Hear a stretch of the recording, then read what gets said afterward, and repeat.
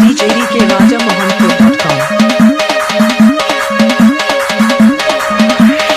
हर के तनो पिसाइल बाकी मैदा ना भइल। अब पवन राजा के बजा दे कोई बाजा, ऐसा कोनो माई के लाल पैदा ना भइल। के राजा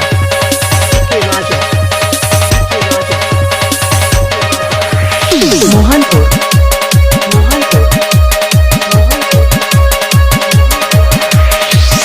दो चार गो फिल्म हिट का हो गई, साला पवनवा अपना आप के सुपरस्टार समझे लगा।